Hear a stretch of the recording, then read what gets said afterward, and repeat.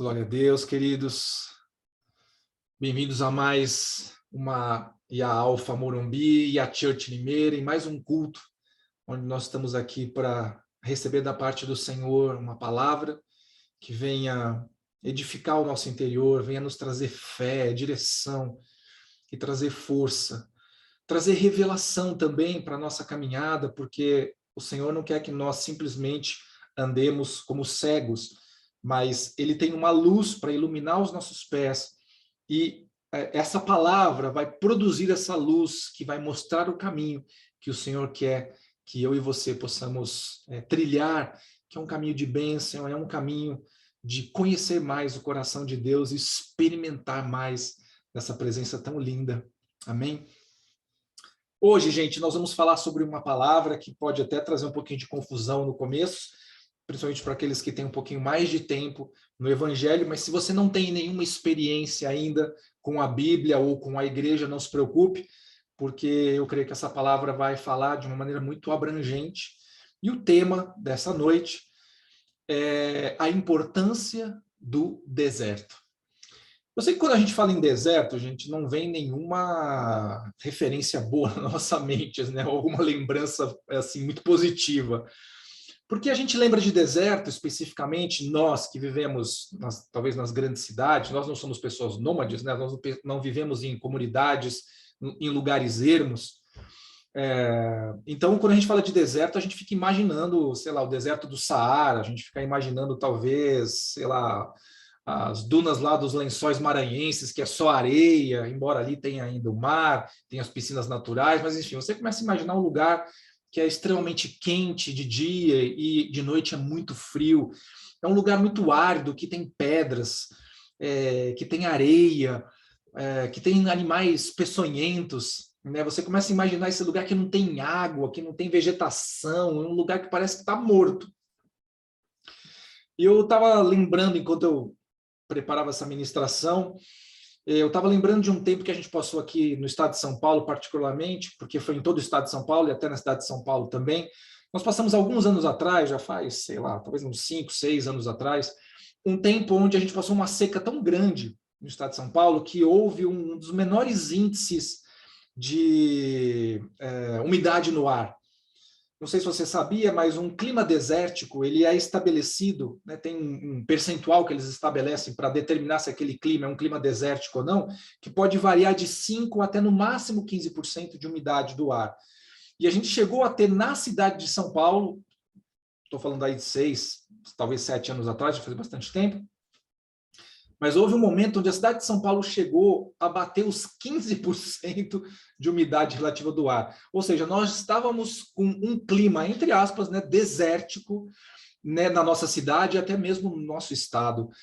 E claro que quando a gente pensa nesse momento, a gente sabe que é muito difícil para as pessoas, então tem problemas respiratórios, os olhos ficam vermelhos por falta de lubrificação, a gente começa a ter algumas sensações ruins por conta disso. E principalmente quando você lê a Bíblia e vai lembrar um pouco do que deserto significa na Bíblia, então a gente pode lembrar aí, por exemplo, do povo que estava cativo lá no Egito, o povo hebreu que foi libertado ali por Moisés, pela mão forte do Senhor, e que eles passaram um tempão andando no deserto, era um caminho talvez aí de algumas semanas para chegar à Terra Prometida, mas por conta de quanto eles praguejaram, murmuraram, quanto eles tiveram um posicionamento muito duro com relação ao Senhor, que estava suprindo, nutrindo e protegendo eles, e eles passaram 40 anos no deserto, gente, eu não consigo nem imaginar o que é viver 40 anos no deserto, um lugar que a gente não quer passar nem um dia. Talvez a gente vai um dia para conhecer. Ah, isso aqui é um deserto? Meu, legal, já conheci, tchau, não é um lugar que eu quero ficar, né? Mas, apesar de todo esse aspecto negativo da palavra deserto, e eu estou dando essa introdução justamente para falar sobre isso, nós vamos ver algo que é muito especial da parte de Deus quando ele estabelece um deserto nas nossas vidas. Nós não devemos temer o deserto que Deus propõe para nós, porque nesse deserto tem algumas coisas que ele quer fazer e que somente no deserto vai ser possível, porque faz parte do processo que ele trabalha na minha e na sua vida.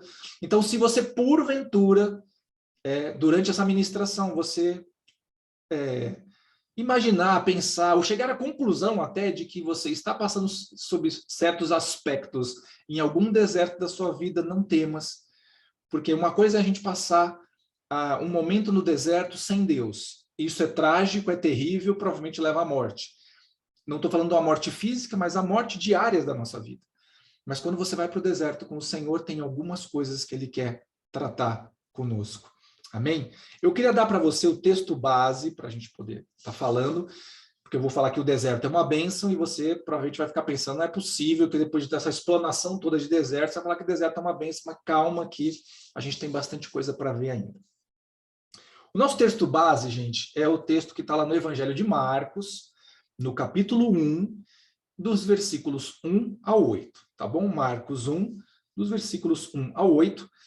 E esse texto fala explicitamente assim: princípio do Evangelho de Jesus Cristo, Filho de Deus, como está escrito nos profetas: eis que envio o meu anjo ante a tua face, o qual preparará o teu caminho diante de ti. Voz do que clama no deserto, preparai o caminho do Senhor, endireitai as suas veredas. Apareceu João batizando no deserto e pregando o batismo de arrependimento para a remissão dos pecados. E toda a província da Judéia e os de Jerusalém iam ter com ele, e todos eram batizados por ele no rio Jordão, confessando os seus pecados. E João andava vestido de pelos de camelo, e com um cinto de couro em redor dos seus lombos, comia gafanhotos e mel silvestre. E pregava dizendo: após mim vem aquele que é mais forte do que eu, do qual não sou digno de, abaixando-me, desatar a correia das suas alparcas, e eu, em verdade, tenho-vos batizado com água. Ele, porém, vos batizará com o Espírito Santo. Bom, nós temos aqui o início do Evangelho de Marcos, e ele está falando de uma profecia que foi feita a respeito de uma pessoa que viria antes de Jesus, e essa pessoa seria alguém que prepararia esse caminho, ou seja, abriria uma porta por um curto período de tempo, e esse processo iria abrir a possibilidade de Jesus vir e aí cumprir o seu chamado. Essa pessoa que nós estamos falando, muita gente sabe quem é João Batista, é claro que a gente já viu até o nome dele aqui no texto. João Batista, gente, era primo de Jesus, ok? Filho de Isabel, e Isabel, prima de Maria, mãe de Jesus. Então, eles eram primos.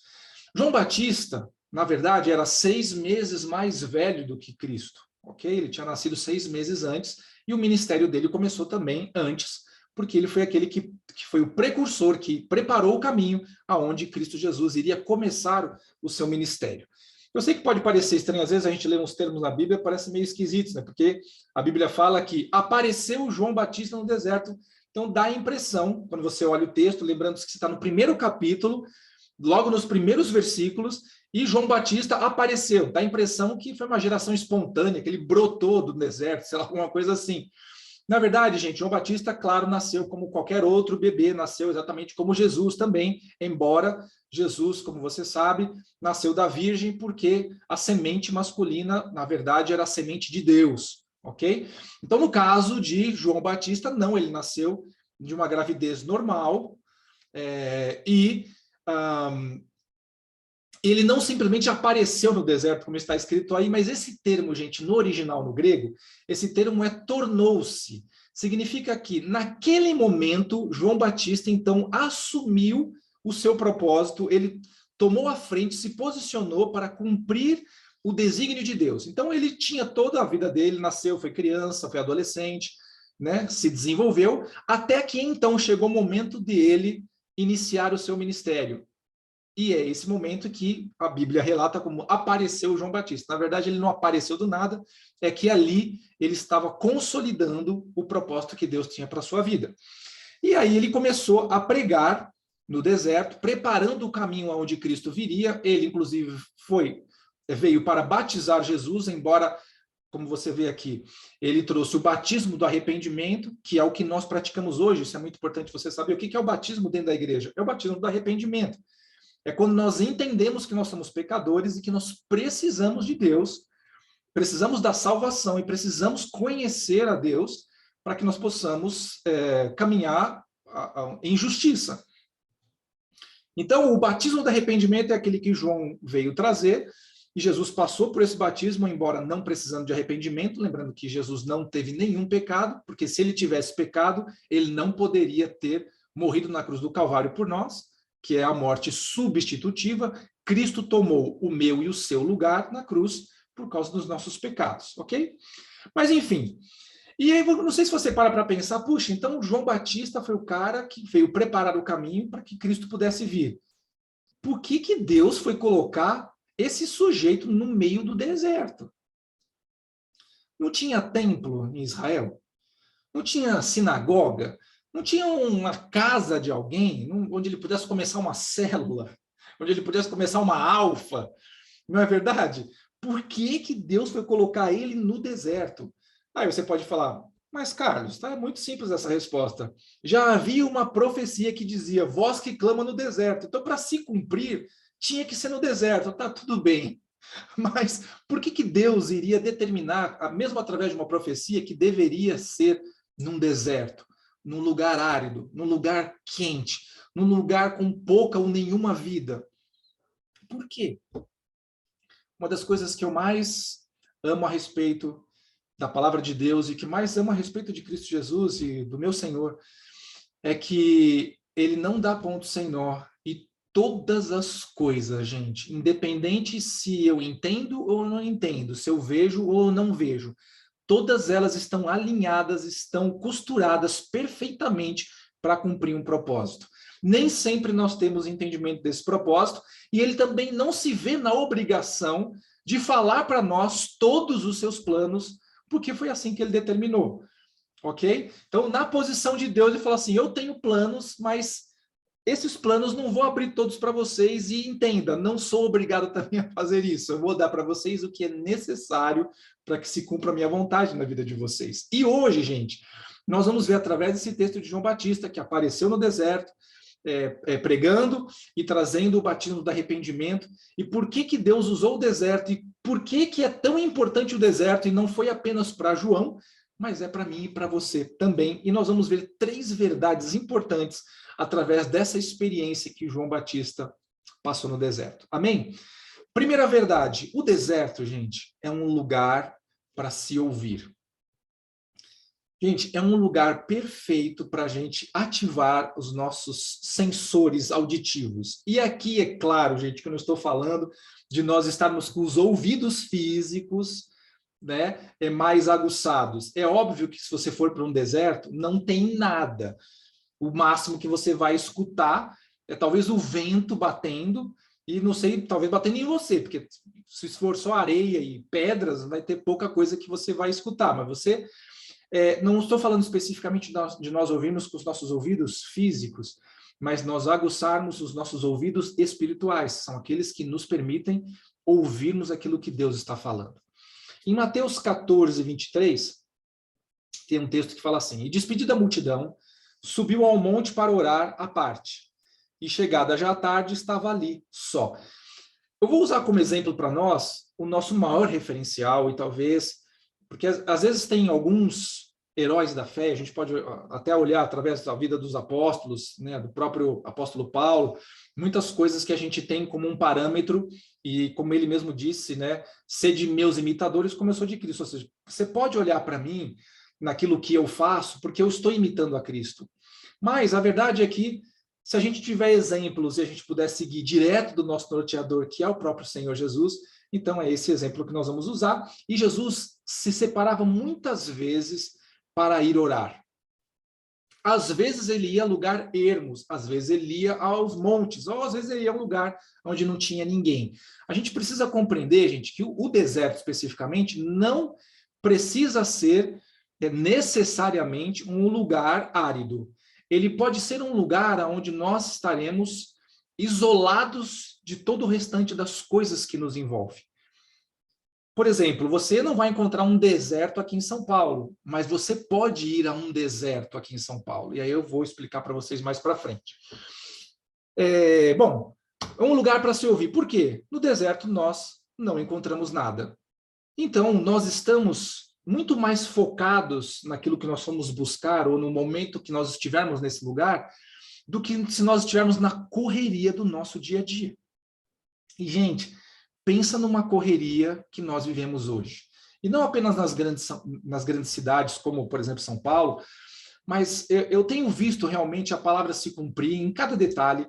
E a Bíblia fala que nos últimos dias iam ser dias trabalhosos, ou seja, parece que quanto mais a tecnologia tem vindo para ajudar o homem, mais o homem está cansado, porque é tanta informação, são tantas coisas que a gente pode fazer, são tantas coisas agora que a gente tem para fazer, e isso parece que produz um efeito que, quando você olha o seu dia de 24 horas, a verdade é que, teoricamente, essas 24 horas não dão mais conta.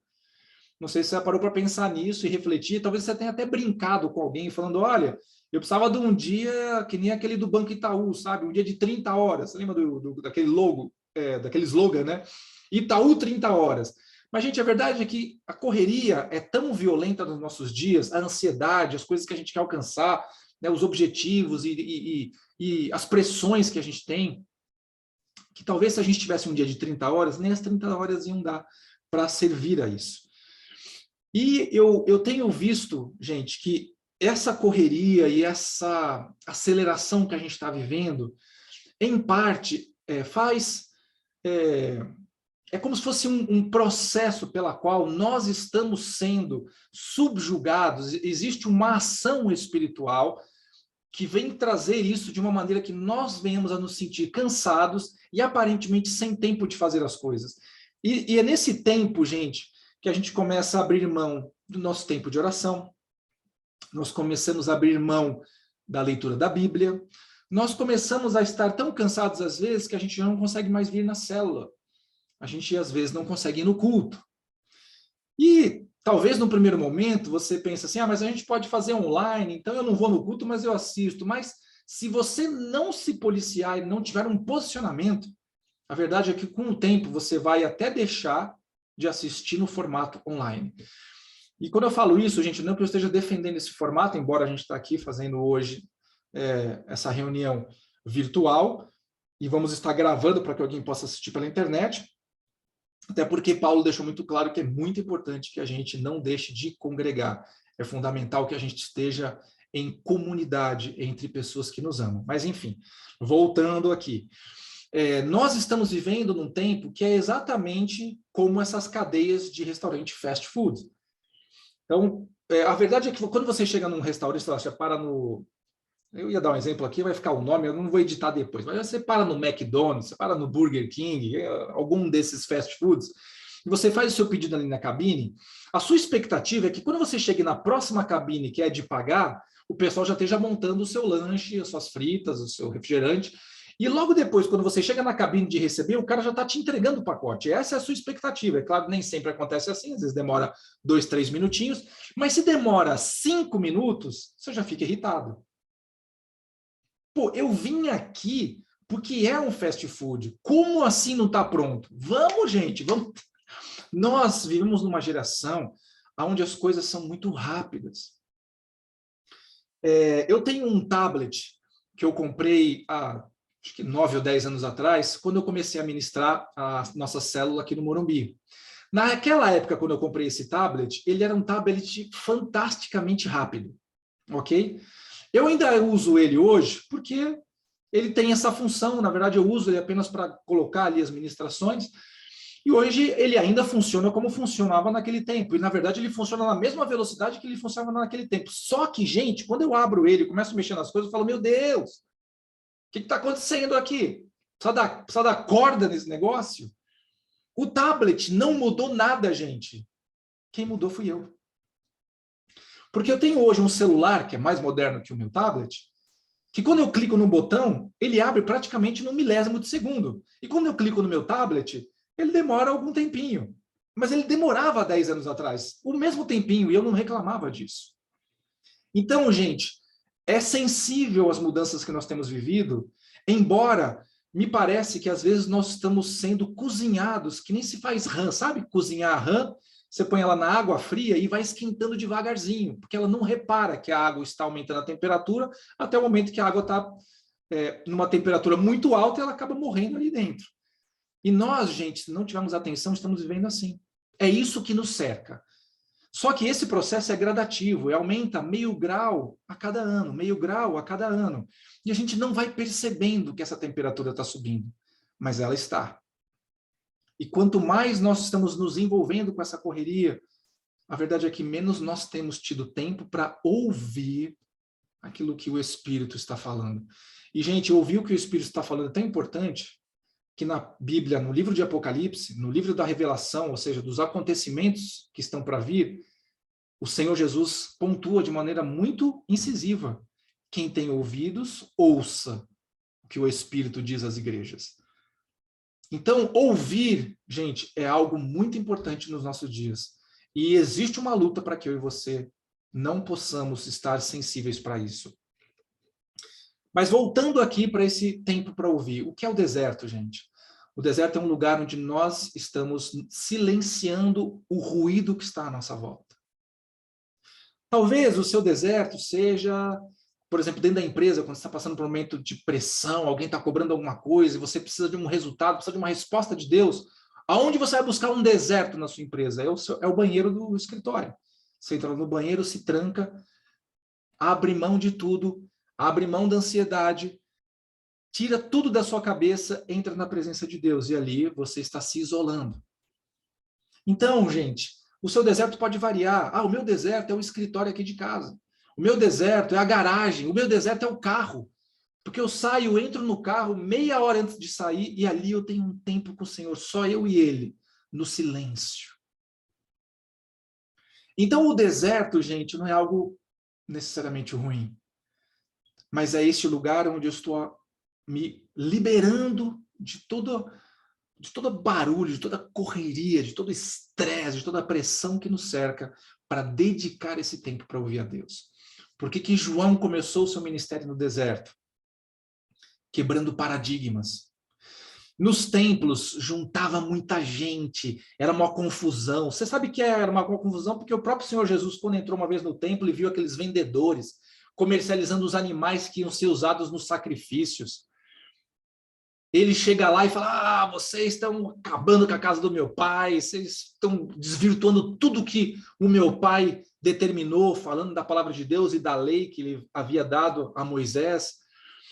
Então, gente, era um lugar de muita confusão, muita gente, muito falatório, sabe? E é muito fácil num lugar como esse você perder o foco, principalmente se esse lugar não estiver totalmente santificado, sabe?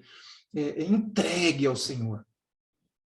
Então, por isso ele quebrou esse paradigma. Ele não se apresentou num templo, numa sinagoga ou numa célula, como eu brinquei com vocês, mas ele foi para o deserto.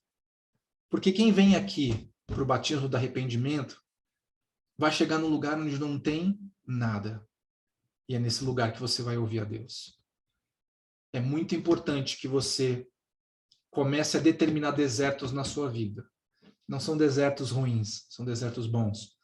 É um lugar onde você vai abrir mão da sua correria, você vai abrir mão dos resultados, das pressões, das cobranças, momentaneamente, para que você possa entrar na presença de Deus e possa ouvir. Gente, eu sei que uma das coisas que a gente mais ensina e incentiva é o tempo de oração. Mas a verdade é que no nosso tempo de oração, muitas vezes a gente passa muito mais tempo, ou talvez todo o tempo de oração, falando e quase nada ouvindo. Uma das coisas que eu primeiro aprendi quando eu me converti, né, os meus líderes falavam para mim assim: Carlos, coloque suas petições, você tem que falar com Deus, amém, ele está esperando que você fale com ele, mas reserva um tempinho aí, pelo menos para você ficar em silêncio. E às vezes pode nem acontecer isso durante o seu processo de oração mesmo, no seu devocional. Às vezes acontece quando você entra no carro, você põe um louvor e sai, e aí Deus começa a falar com você. Mas é necessário que a gente tenha esse tempo para ouvir.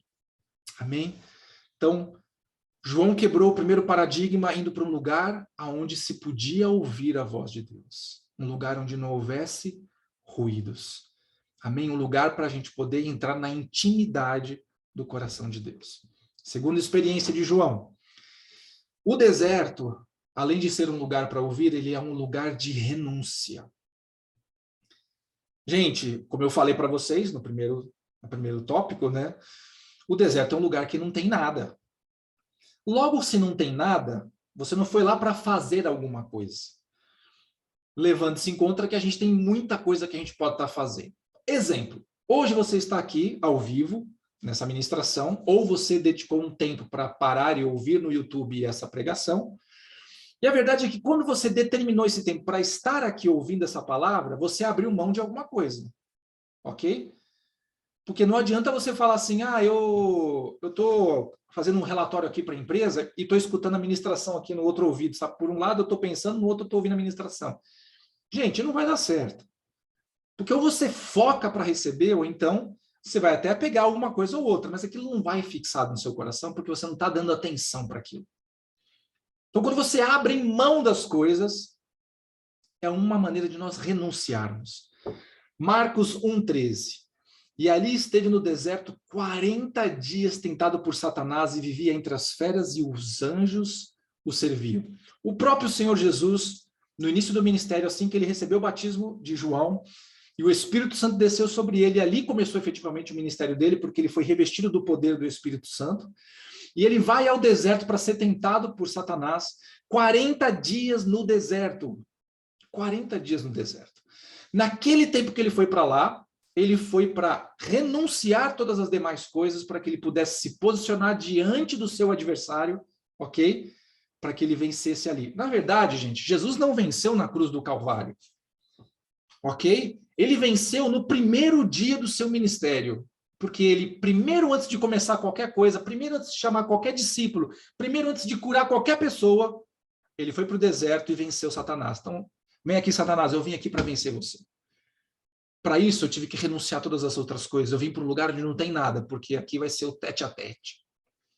Então, gente, nós precisamos aprender sobre esse lugar de renúncia. Nós precisamos abrir um tempo na nossa agenda, que é um tempo para não fazer nada a não ser estar na presença de Deus. Amém? E quando eu falo isso, eu falo até relativo ao ativismo que a gente possa ter dentro da igreja do ministério. Porque, gente, por vezes a gente entende que o amor de Deus por nós tem a ver, tem alguma ligação com o quanto eu faço alguma coisa para Ele. E, no entanto, embora Deus tenha nos chamado para que nós possamos servi-lo, e esse chamado é universal, amém? Esse chamado não é para o pastor, não é para o apóstolo, não é para o líder de ministério, não é para o líder de célula. Eu falo isso há muito tempo e acho que todas as minhas ministrações falam isso. Deus chamou todo crente, todo aquele que ama o Senhor, para servir de alguma maneira. É claro que nem todos serão pastores, nem todos serão mestres, nem todos serão apóstolos, e a própria Bíblia já relata isso. Mas é necessário a gente compreender que esse ativismo, às vezes, pode nos tirar desse lugar que nós precisamos de renúncia. As pessoas, às vezes, confundem, mas eu estou super atarefado fazendo as coisas para a igreja, tá? Mas Deus não quer que você esteja atarefado fazendo coisas para a igreja. Deus quer que você esteja entregue diante dele, ouvindo as suas instruções, para que quando você for operar alguma coisa, você esteja operando dentro da sua vontade. Mesmo que aí possa haver algum sacrifício, possa haver alguma carga para a gente levar, que é natural que aconteça. Amém? Então, cuidado também com o ativismo. Eu passei por uma experiência com Deus muito impactante no início da minha conversão. Eu me converti aos 29 anos, eu vim do mundão, gente. Eu estava, sabe, envolvido no pecado, eu estava afundado no pecado até a cabeça, né? E quando eu descobri que Deus queria usar a minha vida, que Ele desejava usar a minha vida, que Ele tinha prazer que eu pudesse servi-lo, eu quis fazer tudo o que eu podia. E eu não sabia dizer não para ninguém. E dentro da igreja, quando você tem alguém que se dispõe a fazer, não importa o dia, a hora e o lugar, todo mundo quer um cara desse, né? Todo mundo quer uma pessoa dessa para estar junto com você. E durante esse processo, eu estava fazendo um monte de coisa. E um dia eu estava ali, nessa época eu estava no chamado do diaconato também, entre outras coisas, então eu estava no diaconato, e a church ficava ainda na Imperatriz Leopoldina. Eu me lembro claramente desse dia, eu estava lá na porta de terno, gravata, né, abrindo a porta para as pessoas que iam entrar, cumprimentando as pessoas que estavam chegando, e aí entrou uma irmã, e ela passou pela porta, gente, parou, ela voltou para mim e me chamou: Carlos, me dá 2 minutinhos da sua atenção. Aí eu coloquei uma pessoa na porta, entrei ali no cantinho, falei, o que eu posso ajudá-la? Na verdade, ela não precisava da minha ajuda, era eu que precisava da ajuda de Deus, né? E aí ele falou assim, olha, o Espírito Santo mandou dar um recado para você. Aí eu fiquei, opa, né? Porque é delícia, né? Deus está falando com a gente. No início da nossa conversão, às vezes a gente tem um pouquinho de dificuldade de discernir quando Deus fala com a gente. E com o tempo, com a maturidade, com a intimidade, a gente vai passando a ouvir, tá bom? Então, no começo, não se preocupe, é alguma coisa mais ainda insensível para nós. Por isso que Deus levanta pessoas que falam conosco, né? E ela falou assim, Carlos, não há nada que você possa fazer para que Deus te ame mais do que Ele já te ama. Naquela hora, aquela palavra entrou em mim e pode ser uma coisa assim muito ambígua, né? Tá, mas o que será que você quer dizer com isso? Mas ela não precisou, ela não precisou me explicar e nem eu precisei pedir explicação para ela, porque na hora que ela falou, o Espírito dentro de mim falou comigo. Não é o seu muito trabalho que me faz ter mais amor por você. Eu já te amo com todo o amor que eu sou. E a partir daquele dia eu comecei a entender que o ativismo, ou seja, a gente se jogar para todas as atividades possíveis e imaginárias da igreja, isso vai, na verdade, nos afastar mais de Deus. Existe a necessidade da gente ter um entendimento que o nosso chamado está intrinsecamente ligado com a nossa capacidade de ouvir aquilo que Deus está falando conosco. Amém? Então, gente, renúncia é um lugar a gente abre mão de todas as coisas, da corrida do nosso dia a dia, do nosso trabalho, de uma atividade de lazer, de um hobby. É um momento que você abre mão de tudo, até mesmo de estar fazendo alguma coisa para a igreja, porque você precisa ter um tempo com Deus. Esse é o deserto que você vai buscar. João Batista estava no deserto, ele renunciou toda a estrutura do templo, as suas paredes, o seu teto, as suas luminárias, os rolos da lei, toda aquela infraestrutura que existia, ok? Ele abriu mão de tudo aquilo, ele renunciou a tudo aquilo para que ele pudesse estar num lugar onde apenas a presença de Deus fosse manifesta. E quando eu falo isso, gente, eu não estou falando no sentido de que nós devemos abandonar a igreja e, sei lá, ir para algum lugar e virar uma comunidade, uma seita. Não é isso. É que Deus nos deu, através do exemplo de João, uma quebra de paradigmas. Amém? Graças a Deus, quando você vai no culto na IA Church, em qualquer IA Church, você vai encontrar um ambiente onde existe uma atmosfera da presença do Espírito Santo, do Espírito de Jesus. E isso é bom demais. Amém? O que eu estou falando para você é que é necessário você reservar um tempo para renunciar tudo à sua volta e entrar na presença de Deus sem pressa de sair, para poder se deliciar daquilo que Ele vai falar com você. Eu não estou nem falando dele responder oração, trazendo bênção, trazendo, sabe, executando milagres, embora é claro que ele faz essas coisas. Mas, gente, mais do que aquilo que ele faz, é você desfrutar da delícia de quem ele é. Amém? Então, o deserto é um lugar de renúncia. E por último, a última experiência que João Batista teve para nos ensinar alguma coisa importante é que o deserto é um lugar sem religiosidade e sem hipocrisia. Amém? Eu vou depois, numa próxima ministração, aprofundar um pouquinho mais esse tema da religiosidade para vocês, mas hoje eu vou pincelar um pouquinho aqui. Eu quero dar o texto de Mateus 21, versículos 30 e 31, que diz assim: E dirigindo-se ao segundo, falou-lhe de igual modo, e respondendo ele disse: Eu vou, Senhor, e não foi. Qual dos dois fez a vontade do Pai? Disseram-lhe eles. O primeiro, disse-lhe Jesus: Em verdade vos digo que os publicanos e as meretrizes entram adiante de vós no reino de Deus. Eu não quis colocar o texto todo aqui, então eu vou dar uma introduçãozinha só para a gente poder alinhar com a religiosidade e a hipocrisia. Tá? Aqui Jesus estava falando com os fariseus, com os religiosos da época. Tá? Esses eram os caras que estavam no templo, que ensinavam, que liam os papiros, né, o rolo da lei. Eram, teoricamente, os caras que deveriam ensinar o povo a buscar a Deus. Tá bom? E aí, Jesus está conversando com eles e ele propõe essa parábola. Né? Então, tem uma situação de um carinha, na qual o Senhor chegou para ele e falou: olha, eu quero que você faça tal coisa. Então, a gente tem dois casos. Né? Esse caso aqui é aquele caso que ele falou que ia, e depois não foi. O primeiro caso é o caso que ele falou assim, ó, eu quero que você vá e faça tal coisa. E no primeiro momento esse sujeito falou assim, não vou. Mas depois ele se arrependeu e foi e fez. E aí o segundo caso, que é esse que a gente leu o texto aqui, é aquele que o Senhor falou, vá lá e faça tal coisa. E ele falou assim, eu vou, mas não foi. E aí Jesus pergunta, qual desses dois vocês acham, né, que está alinhado aí com a vontade de Deus, com a vontade do Pai?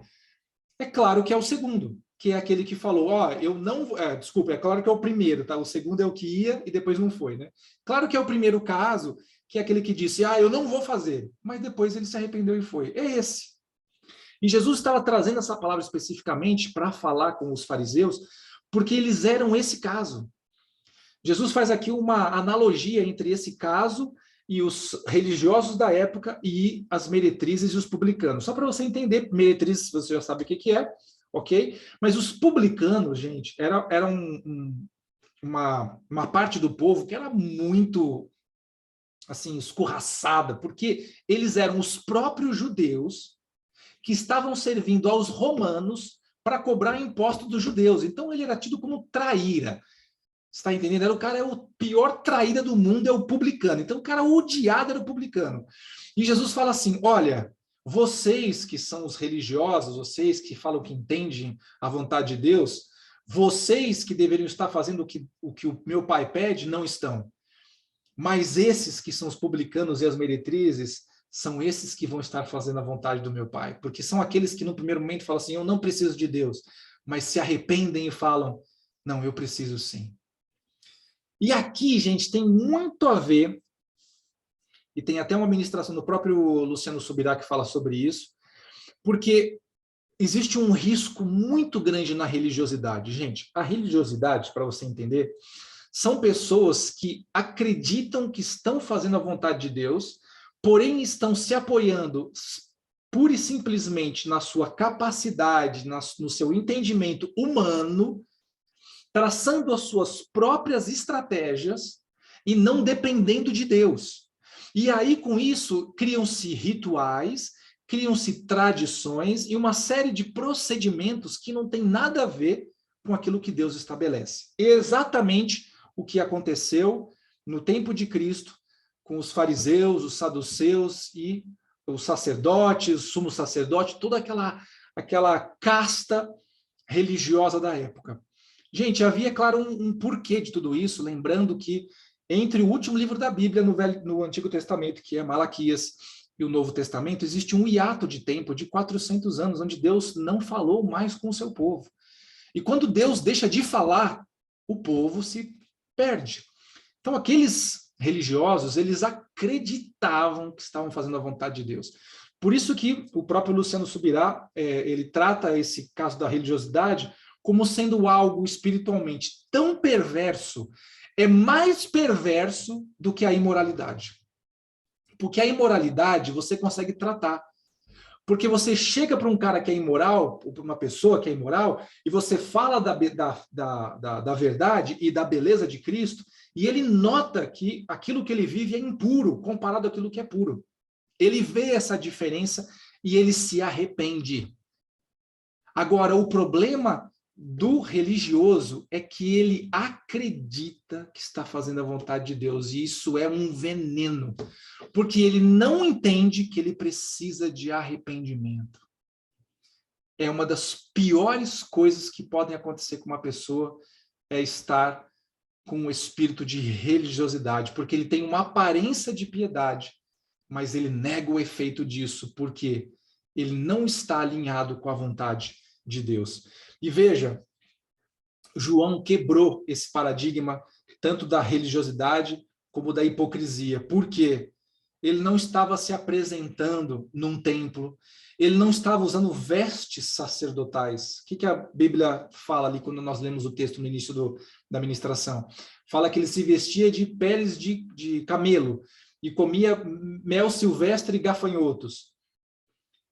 Não tem nada a ver a vida que João Batista, a vida ministerial de João Batista, com aquela que os sacerdotes, que os fariseus, que os saduceus, que os escribas, enfim, essa casta religiosa da época de Jesus vivia. Ele quebrou totalmente esse paradigma e claro que as roupas dele não é a roupa que vai traduzir o que existe dentro do coração. Ali ele estava mostrando um modelo daquilo que ele estava querendo fazer. Então, através daquela roupa, ele estava dizendo: vocês estão vendo em mim uma estola sacerdotal? Vocês estão vendo em mim as vestes de um sumo sacerdote? Não, exatamente. Porque eu não vim aqui para seguir esse modelo deles. Eu vim aqui para mostrar um outro modelo. Amém? Então, a roupa que João Batista usava era apenas a transferência, a revelação daquilo que estava dentro dele para fora. Porque, gente, não adianta nada também eu estou falando de roupa agora, né? Eu ir para a igreja no culto de domingo. Então, imagine as mulheres, né? Vão para a igreja no culto de domingo e põem ali uma roupa super comportada, né? Muito chique, e vão para o culto e louvam a Deus. Mas aí sai do culto e põe uma roupa indecente, sabe? Uma roupa que eu vou fazer um paralelo aqui, tá, gente? Com muito cuidado, porque tem um texto na palavra de Deus que fala fugir da aparência do mal. O que quer dizer isso? Tudo que a gente possa pensar, fazer ou usar que possa induzir as pessoas a alinhar com alguma coisa maligna. Então, isso aqui é ruim. E se eu fizer alguma coisa, ou me vestir, ou falar, ou qualquer procedimento que eu tenha que parece com isso que é ruim, eu estou mostrando para as pessoas que eu faço parte daquela coisa ruim. Então, existe esse cuidado. Mas eu volto a falar. Então, de nada adianta a gente ter uma veste santa no culto e durante a semana a gente se vestir de uma maneira vulgar. Porque as vestes não transmitem muitas vezes o que está no coração. É só uma roupa. E aqui João Batista estava mostrando através das suas vestes aquilo que existia dentro do seu coração. Era só um modelo. Amém, gente? Ele estava quebrando com o padrão religioso daquele tempo. E isso para mim e para você é muito importante. Amém? Nós não podemos cair no erro dos fariseus, dos saduceus e das castas religiosas do tempo de Cristo. Como que a gente faz para não cair, né, nesse problema de estarmos sendo religiosos? O religioso, gente, ele adota procedimentos para poder estar na presença de Deus, para poder servir a Deus. E esses procedimentos são automáticos, baseados muitas vezes em coisas que não estão na Bíblia, ok? E vão fazer com que esse cara acredite que ele está dentro da vontade de Deus. Uma das coisas muito perigosas da gente entrar nesse caminho da religiosidade e também da hipocrisia é que ele vai levar a dois fatos que, na vida de uma pessoa, podem ser trágicos e, dependendo da intensidade, pode ser até um negócio meio sem volta, né? Então, a primeira coisa que é perigoso da religiosidade é que ele vai produzir na minha e na sua vida a justiça própria. O que é a justiça própria? É eu apresentar para Deus uma justificativa para o meu pecado. Como é que funciona isso? Olha, eu vou fazer tal procedimento, eu vou fazer boas obras, ok? Eu vou dar dinheiro para os pobres, eu vou levar cesta básica para necessitados que estão famintos, eu vou levar roupas para pessoas que estão sem ter o que vestir. E por eu estar fazendo isso, eu sou uma boa pessoa. Isso chama-se autojustificação ou justiça própria. Gente, se nós nos tornássemos bons por fazermos boas coisas, Jesus não precisava morrer na cruz. Justamente lá em Isaías 64:6 fala que as nossas justiças são como trapo de imundície. Não sei se você sabe o que é trapo de imundície. Naquele tempo do Antigo Testamento, o trapo de imundície era similar ao absorvente feminino. Tá? Era um pano que era usado no período das mulheres. Era um pano que era colocado ali para justamente absorver esse sangue. Ok? Então, o que Deus está falando é o seguinte: a sua justiça é como um trapo de imundície. Então, você está achando que é justo pelo que você faz, mas você é pecador. E porque você é pecador, então você não consegue alcançar a salvação em si mesmo. Por isso que Jesus veio. Amém? A nossa justiça é através de Cristo Jesus. E o segundo problema, além da justiça própria, é o orgulho. O orgulho é terrível, gente. Porque ele tende a atacar não apenas as pessoas que têm mais facilidade, porque às vezes a gente olha para esse cara é orgulhoso, essa mulher é orgulhosa.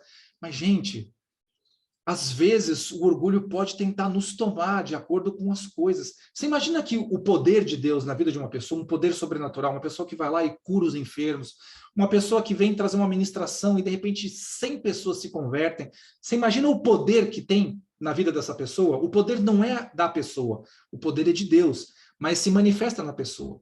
É muito fácil nessa hora você se... Uau, olha que bênção que eu sou. Olha como eu sou especial, olha como eu sou espiritual.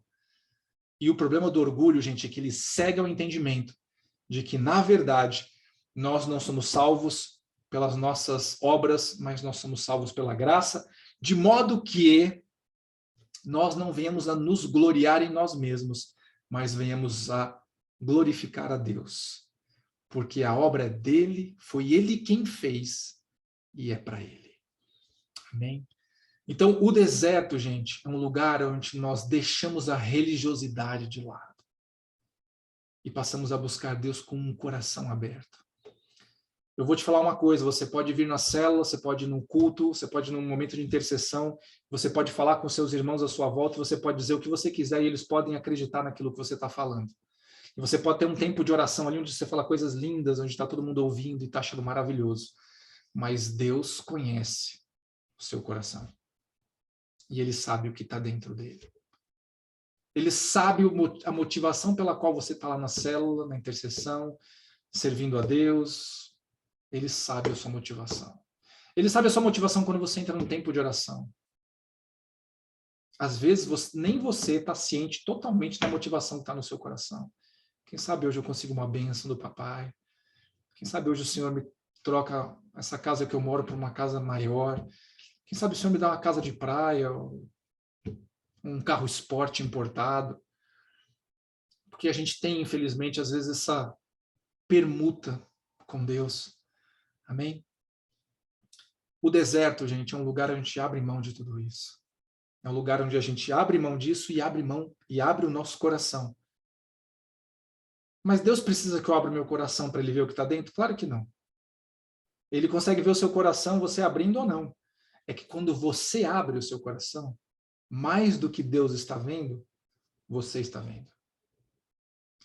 Uma das coisas mais tremendas em termos de experiência que eu tive com Deus foi na minha conversão, é claro. A conversão, gente, é algo muito singular com cada um. O momento que você entende que você precisa de Deus, você entrega a sua vida para ele. E eu ia na igreja já há algum tempo e eu vou falar para vocês que eu me achava o cara, viu? Eu me achava o meu.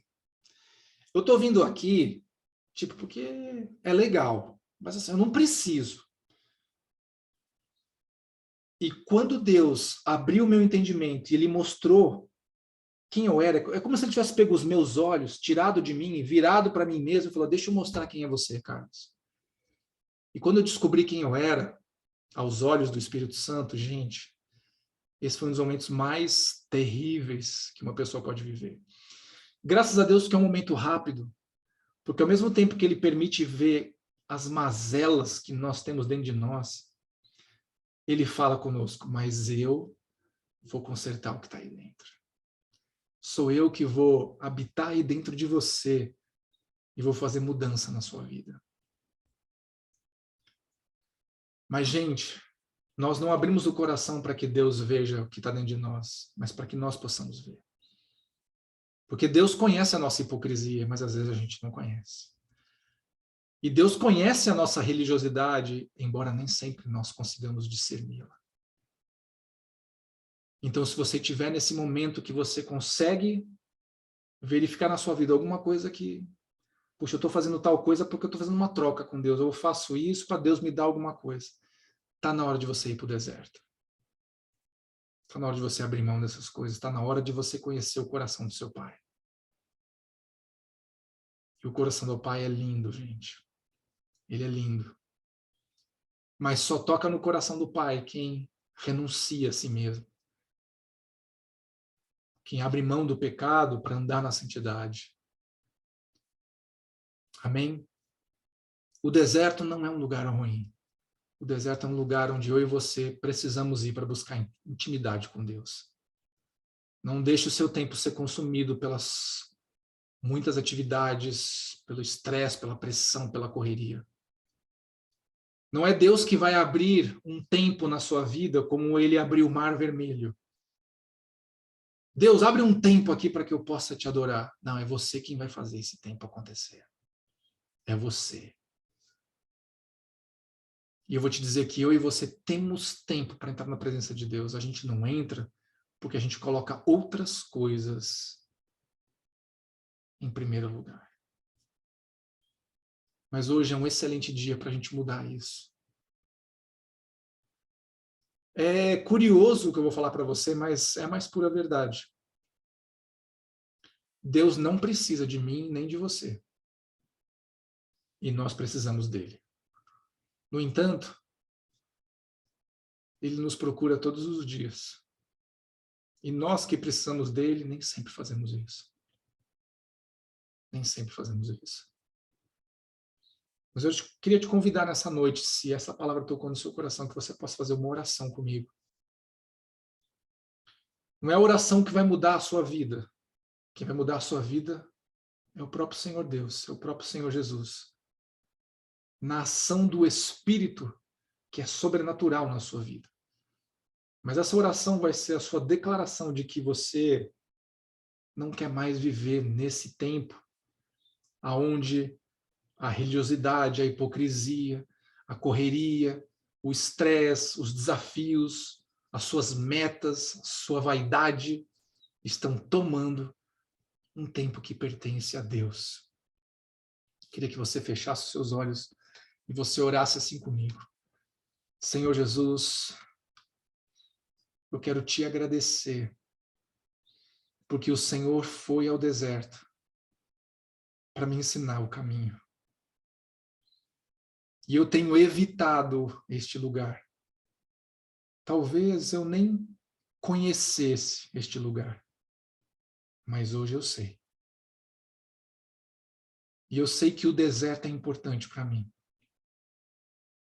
É o lugar onde eu vou abrir mão de tudo à minha volta para colocar o meu coração integralmente na tua presença. Às vezes, Senhor, não consigo discernir a tua voz. Nem sempre consigo te escutar. Mas eu não vou desistir de tentar. Todos os dias da minha vida. E quantos desertos eu tiver que entrar, permanecer ou passar, para que eu possa ouvir a tua doce voz falando comigo. E o teu Espírito ministrando ao meu coração. Eu quero te entregar, Senhor, meu caminho. Eu te peço que o Senhor me lembra a cada dia do tempo que eu preciso investir na tua presença. Que sou eu que vou ter que buscar. Mas é o Senhor quem vai me ajudar. Em nome de Jesus. Amém. Amém, queridos. Que o Senhor Deus possa te ajudar nessa caminhada, que você possa aprender sobre esse processo do deserto tão importante, que você possa ser muito abençoado através dessa palavra. Que Deus te abençoe.